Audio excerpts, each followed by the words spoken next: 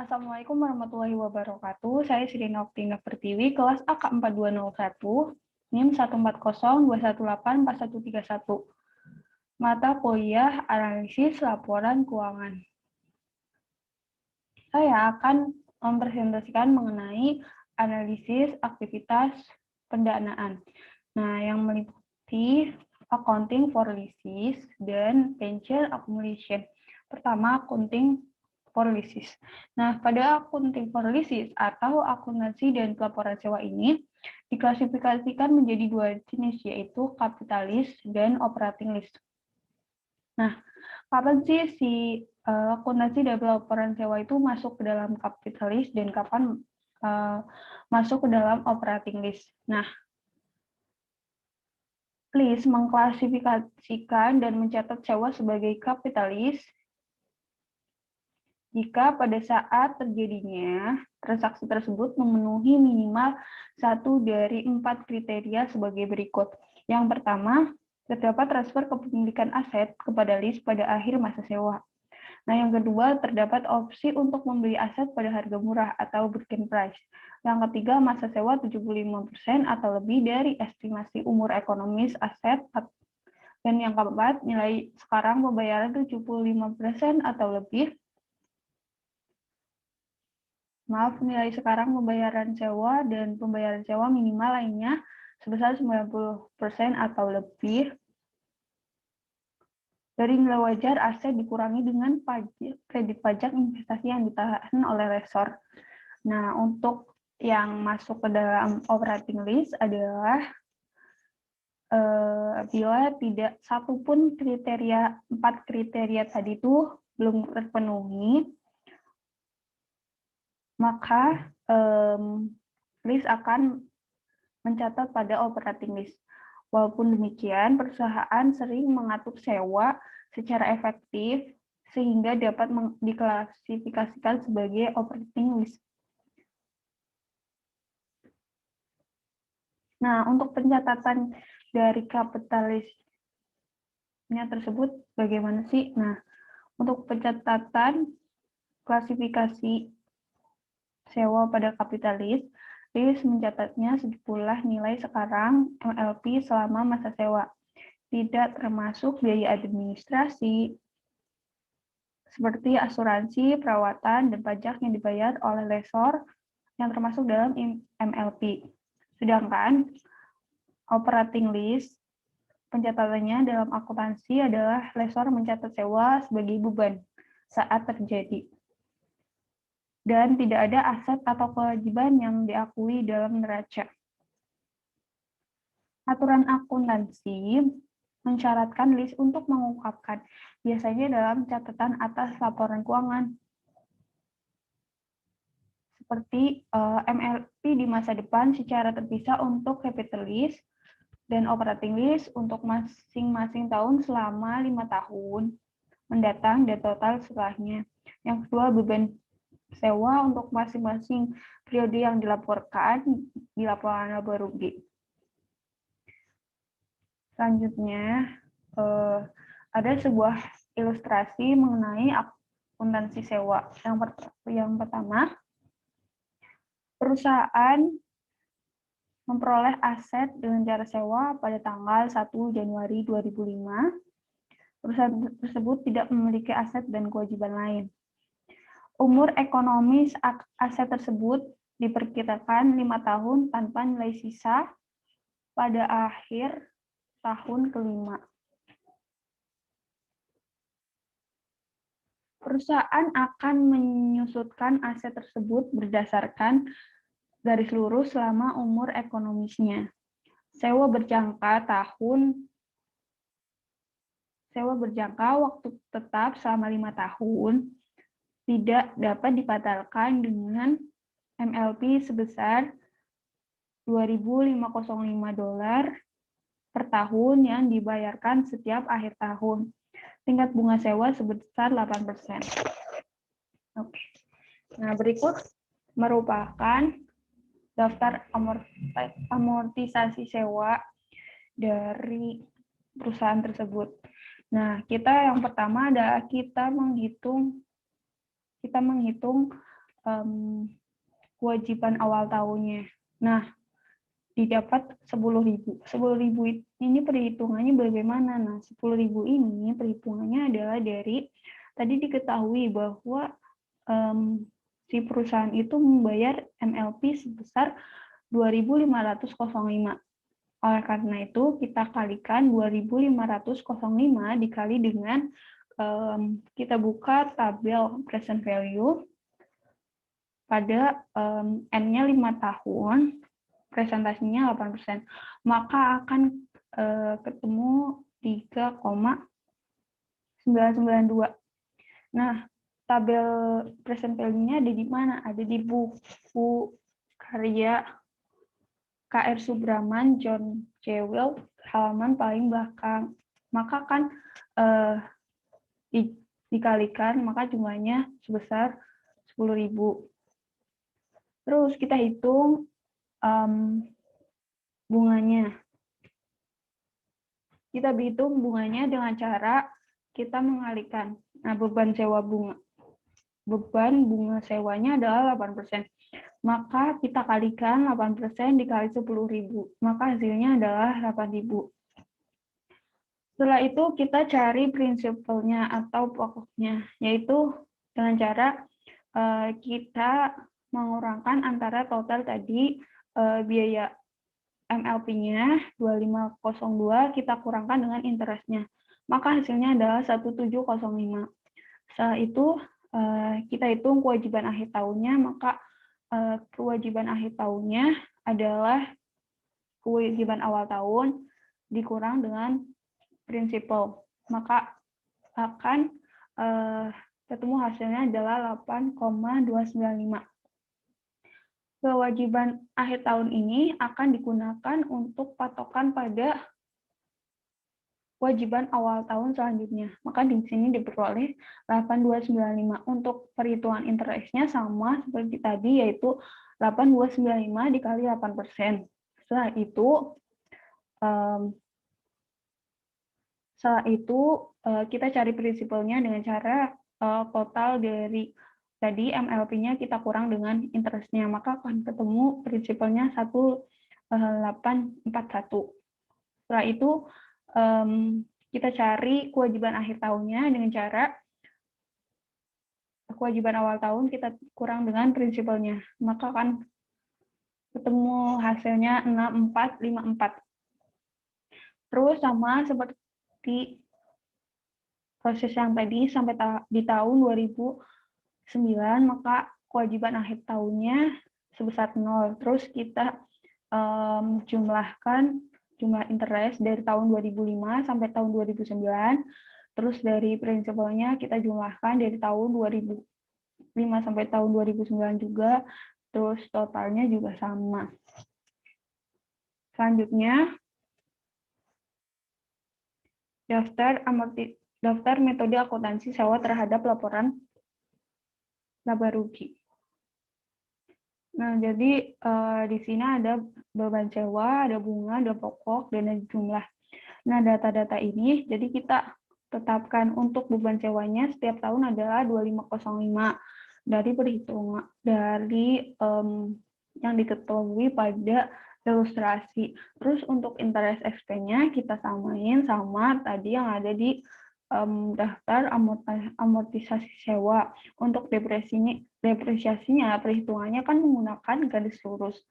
Maka dengan harga 10.000, sewa 10.000, terus selama 5 tahun, maka 10.000 dibagi dengan 5 tahun. Hasilnya setiap tahun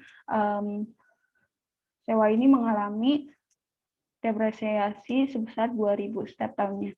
Terus untuk total expense-nya tinggal kita jumlahkan antara interest expense dan depreciation expense. Selanjutnya setiap komponen dari akun ini antara rent expense, interest expense, depreciation expense kita jumlahkan.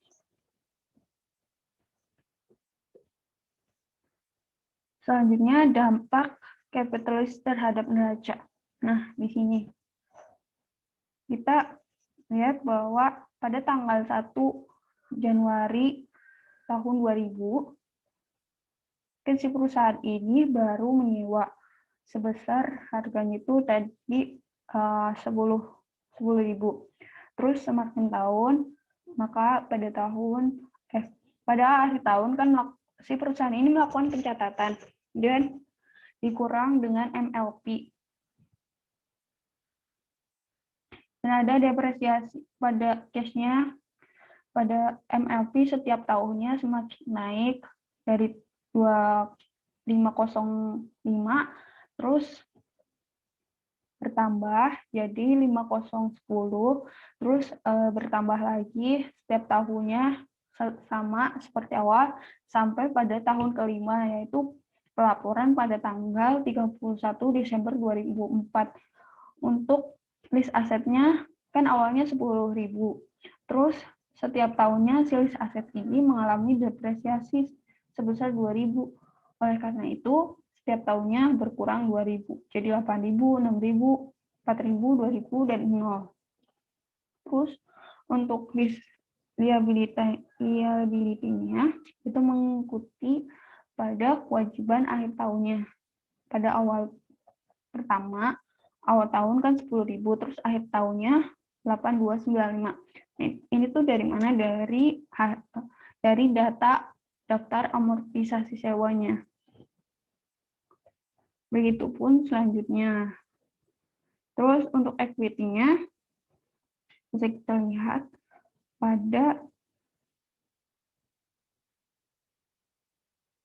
jadi kalau itu tinggal dijumlahin aja dari bunganya ditambah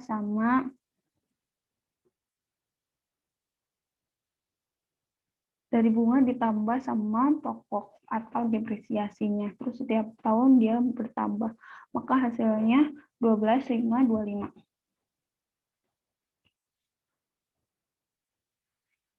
Nah, selanjutnya dampak operating list.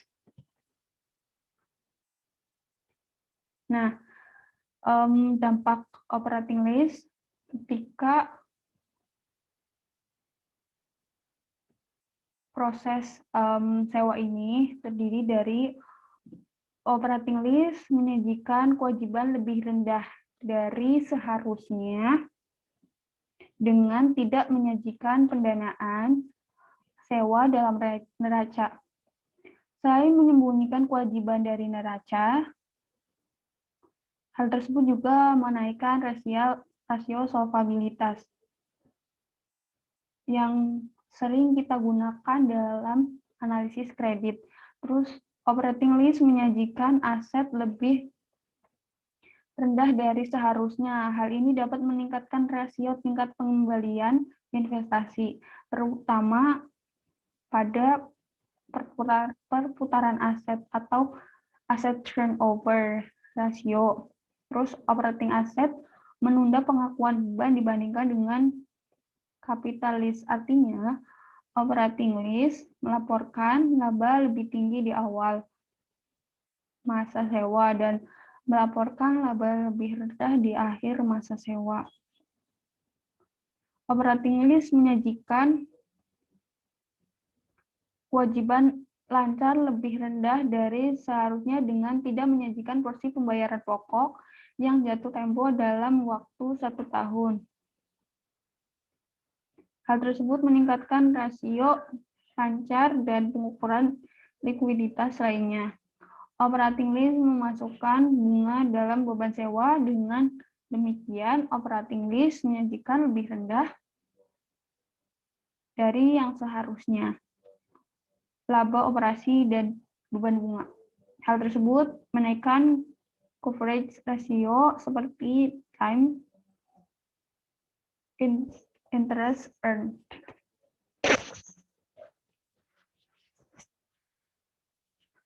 Selanjutnya, post-settlement benefit atau selanjutnya manfaat pasca pensiun.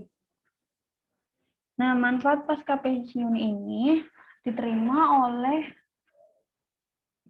pekerja setelah pensiun. Ada 2 jenis dari manfaat pensiun. Yang pertama ada manfaat pensiun di mana pemberi kerja menjanjikan manfaat moneter kepada pekerja pasca pensiun. Yang kedua, manfaat lain pasca pensiun. Pekerja di mana pemberi kerja menyediakan manfaat pasca pensiun terutama pemeliharaan kinerja dan pemeliharaan kesehatan dan asuransi jiwa. Nah, untuk manfaat pensiun, manfaat pasca pensiun ini, daftar ilmiahnya adalah yang pertama yaitu seorang pekerja ini sudah pensiun, maka memperoleh dana pensiun. Nah, dana pensiun ini dapat diinvestasikan atau menjadi pengembalian kepada si pekerja tersebut. Terus,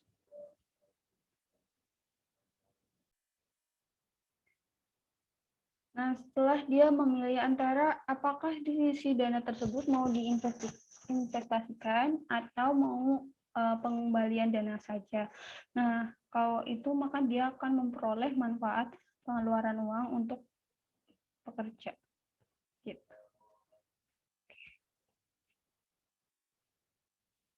Nah, untuk analisis manfaat pensiun ini terdiri dari 3, yaitu reconciling economic and reporting numbers, adjusting the income statement and balance sheet, terus evaluate actuarial assumption. Nah, untuk rekonsiliasi angka ekonomis dan angka yang dilaporkan ini, jadi si perusahaan menyediakan rekonsiliasi antara biaya ekonomis dan biaya manfaat yang dilaporkan secara terpisah untuk pensiun. OPEP serta totalnya biaya pensiun ekonomis untuk AMR itu akan diberikan kepada si pekerjanya. Nah, terus yang kedua ada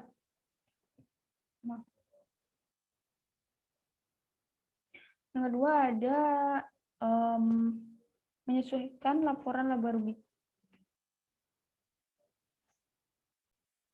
Yang kedua ada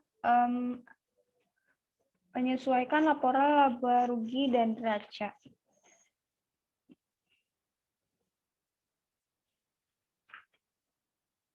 Yang ketiga,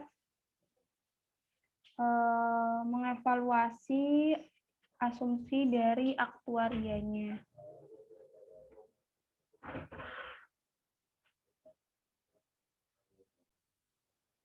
Selanjutnya, akuntansi khusus untuk manfaat pasca sewa. Ekonomi akuntansi pensiun. Nah, di sini diilustrasikan pada bagian ini kita akan mempelajari ekonomi yang mendasari akuntansi untuk program pensiun manfaat pasti. Nah, contohnya pada yang dilakukan oleh seorang pekerja bernama J. Smith. Yang pertama, pertimbangan program pensiun dengan seorang pegawai bernama J. Smith yang mengikuti program persis 5 tahun lalu pada tanggal 1 Januari 2001. Smith akan pensiun pada tanggal 31 Desember 2025 dan diharapkan untuk hidup selama 10 tahun setelah pensiun. Kompensasi J. Smith saat ini sebesar 10.000 per tahun. Estimasi aktuaria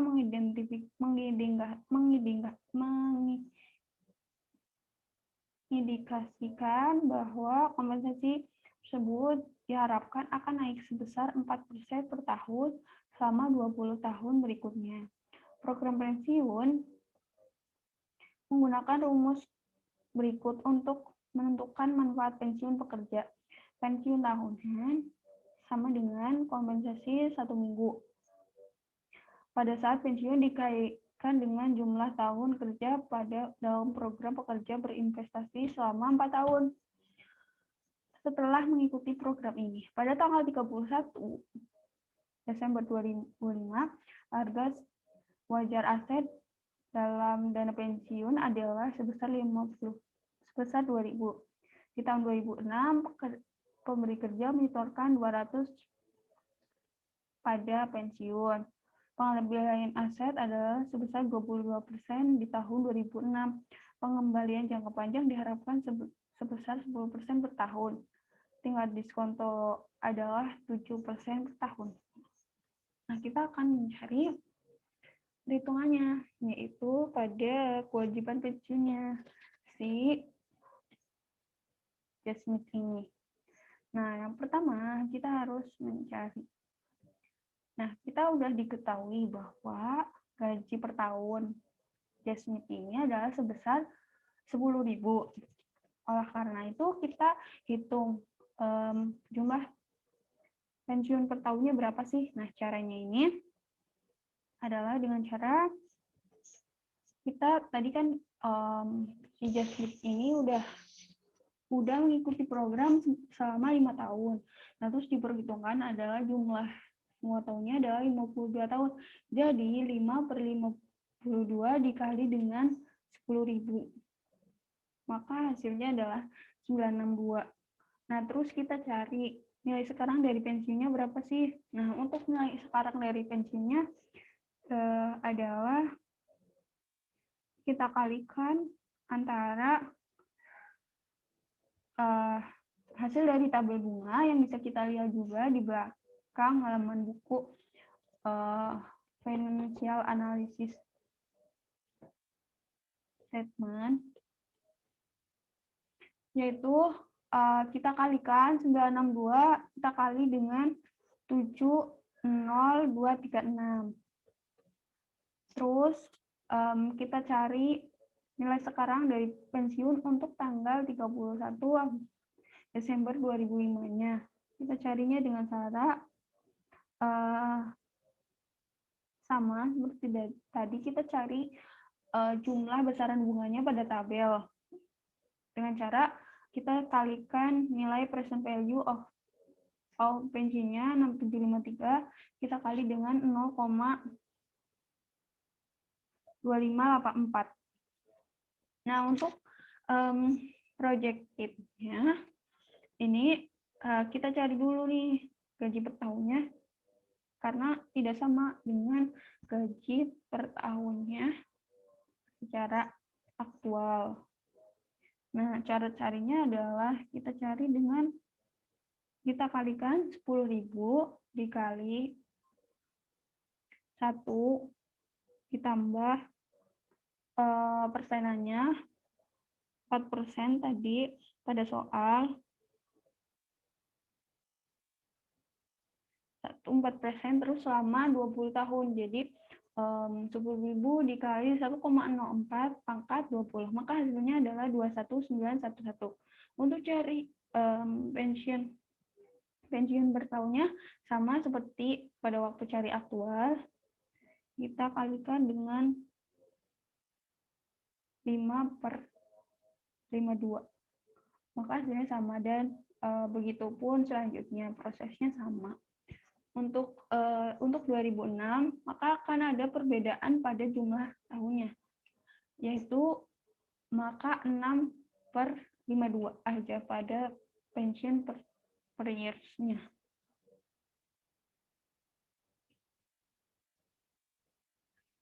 Nah, selanjutnya pada kewajiban pensiun terdiri dari 2.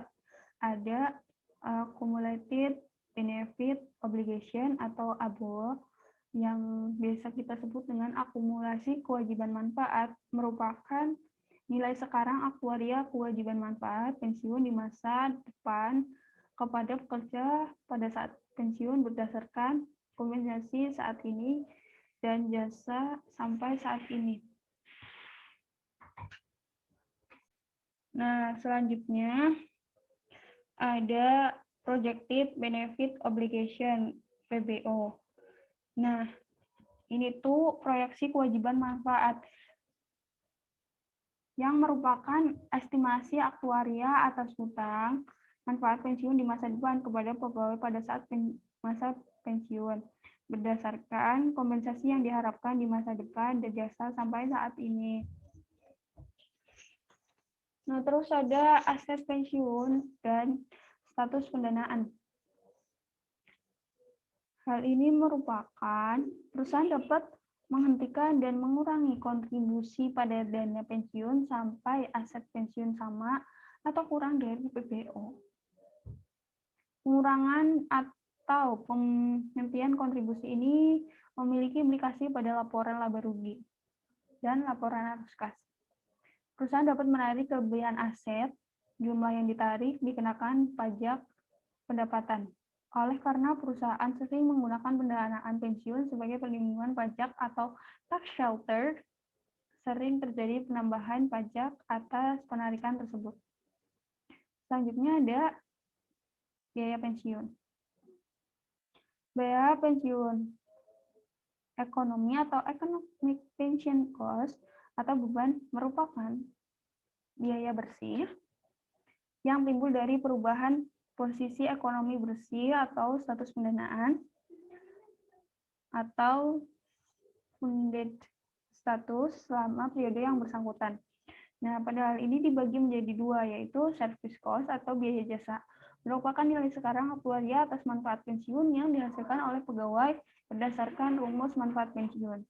Nah, untuk yang kedua ada biaya bunga atau interest cost, yang merupakan penambahan atas PBO yang timbul karena pembayaran pensiun menjadi satu periode lebih dekat. Biaya pensiun yang tidak berulang berasal dari peristiwa seperti perubahan asumsi aktuaria atau perubahan komponen program. Terdiri atas dua komponen sebagai berikut. Yang pertama adalah keuntungan atau kerugian aktuaria yang merupakan perubahan PBO yang terjadi saat asumsi aktuaria dalam perhitungan PBO direvisi. Yang kedua biaya jasa lalu atau karena perubahan ketentuan program pensiun atas PBO-nya.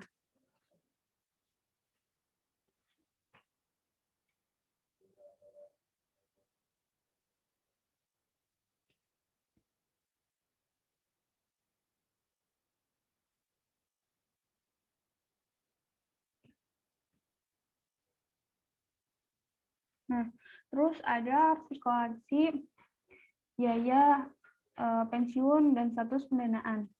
Nah, ini ada di Exhibit 308. Jadi, pada tampilan ini menunjukkan artikulasi dari contoh J. Smith tadi menggunakan di account.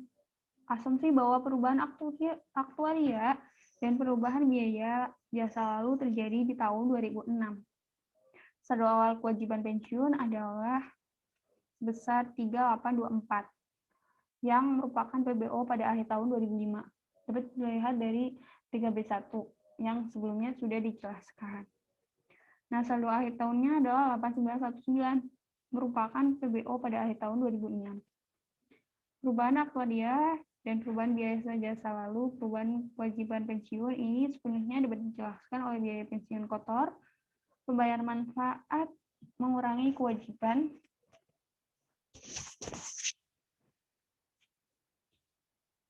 tidak ada manfaat yang dibayarkan dalam saldo ini. Nah, jadi berikut perhitungannya. Pada artikulasi posisi ekonomi bersih, status pendanaan, dan biaya pensiun ekonomi, contohnya pada J. Smith. Nah, pada hari ini kita tinggal menjumlahkan saja, yaitu antara ini debit sama kreditnya. Nah, pertama beginning balance-nya adalah 3824. Nah, terus kita dapat nih service cost-nya sebesar 819. Terus kita dapat lagi interest cost-nya 267. Nah, terus kita dapat lagi actual gain or loss-nya, kita dapat gain yang positif jadi 1036. Prior service cost-nya 2973. Maka ini dijumlahkan dan akan menambah dari beginning balance kita. Maka ending balance kita 8919. Nah, terus untuk pension asetnya, beginning balance-nya sebesar 2.000. Terus ada kontribusi dari perusahaan sebesar 200. Terus ada return on asset-nya sebesar 440. Maka ending balance dari pension aset kita adalah 2640. Terus untuk net economic quotient atau funded ekonomi, tadi kan disebutkan pada pension asset. Kalau kita memiliki contribution dan return on asset, maka dijumlahkan. Terus beginning balance-nya 1824, terus gross pension cost-nya kita peroleh dari jumlah service cost, interest cost, actual gain or loss, prior service cost, maka hasilnya 50095. Maka ending balance-nya sebesar 6279. Nah, beginning balance-nya ini dapat dari mana sih? 2000 dikurang dengan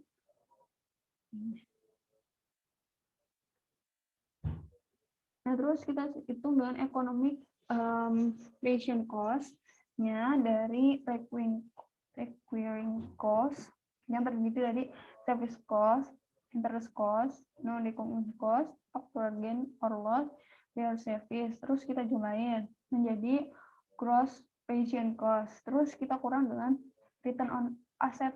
Maka net pension cost-nya sebesar 4655. Nah, untuk pension accounting requirement-nya kita dapat dari biaya pensiun ekonomi versus yang dilaporkan oleh Just Smith.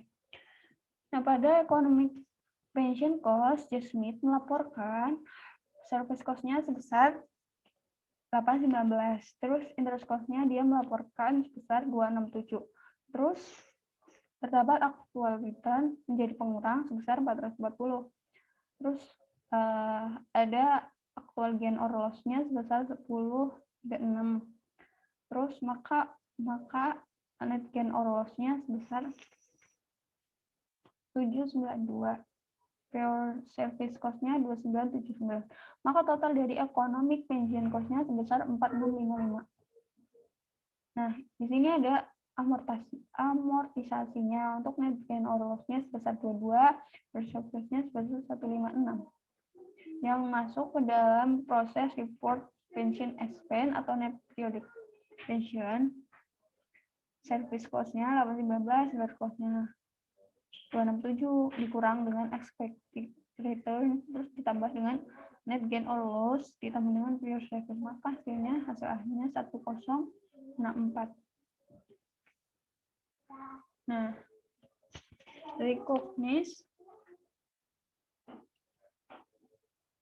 pension cost itu jadi ada expected return on plan asset atau pengembalian atas aset program yang diharapkan. Nah, hal ini walaupun pasar modal dalam jangka pendek berfluktuasi, pengembalian jangka panjang lebih dapat diprediksi. Yang kedua, penangguhan atas keuntungan aktuaria. Keuntungan atau kerugian aktuaria dihitung dari perubahan asumsi aktuarial.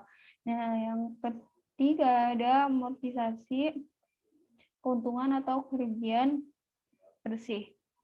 Penangguhan dan amortisasi keuntungan atau kerugian serta perbedaan atau tingkat pengembalian aktuaria dengan yang diharapkan ditangguhkan digabungkan disebut dengan keuntungan atau kerugian bersih. Terus penangguhan dan amortisasi biaya jasa lalu. Biaya jasa lalu adalah manfaat yang proaktif, retroaktif yang timbul. Nah, selanjutnya penangguhan dan amortisasi biaya jasa lalu. Biaya jasa lalu adalah manfaat yang retroaktif yang timbul terutama melalui negosiasi ulang dari kontrak pensiun. Nah, ini contoh dari status yang diakui dalam neraca. Contohnya masih sama, ada Just Smith. Dengan aturan akuntansi pensiun sekarang yang SPAS 158, status pendanaan program pensiun diakui di dalam neraca. Perusahaan tidak melaporkan kewajiban pensiun dalam basis yang terpisah neraca karena jumlah yang diakui dalam laporan laba rugi yang meliputi penangguhan jumlah tersebut tidak diartikulasikan dengan status pendanaan yang terutama di penangguhan bersih dibebankan pada laba komprehensif lainnya akan dimasukkan ke dalam neraca sebagai bagian dari akumulasi laba komprehensif yang merupakan bagian dari ekuitas saham. Nah, ini. Tadi kan diketahui closing saldo akhir status pendanaan pada neracanya 6279. Nah, terus ada saldo awal pada laporan pada neracanya 1824. Maka kita jumlahkan sebesar 4 kita kurang, yaitu perubahan pada status pendanaannya, maka kita kurangi. Hasilnya 4455. Terus, habis itu terjadi sebuah penurunan. Sebuah penurunan ini, yang pertama, penurunan pada saldo laba sebesar 1064, penurunan pada akumulasi komprehensif laba sebesar 3591, nah pada decrease in cash sebesar 200. Namun dia tidak diakui dalam neraca. Maka hasil ini masih tetap sebesar 4455. Terima kasih. Mohon maaf apabila ada tutur kata yang kurang berkenan dan penjelasan yang kurang jelas. Assalamualaikum warahmatullahi wabarakatuh.